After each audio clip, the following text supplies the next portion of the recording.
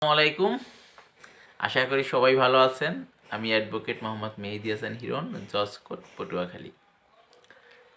আমরা যারা আছি আইন পেশায় অনেক সময় অনেক কথা মানুষকে শেয়ার করে না, কিন্তু একটা জিনিস শেয়ার করলে ভালো হয়, সেটা হচ্ছে যে আপনি একজন রুগী, আপনার ভবিষ্যতে কি হবে, কি হতে পারে, বা আপনার করণীয় কী, সেইগুলো যদি বলে দেই তাহলে ভবিষ্যতের জন্য অনেক ভালো হয়।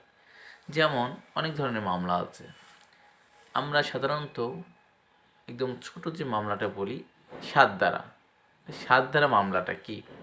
আপনাকে যদি কেউ হুমকি দেয়, ভয় দেখায়, দাবায়, ধমকায়, তাহলে আপনার জীবনের নিরাপত্তার স্বার্থে আপনি নির্বাহী কোর্টে 107, 114, 117 সি ধারায় মামলা করতে পারেন। ওই মামলাটা করার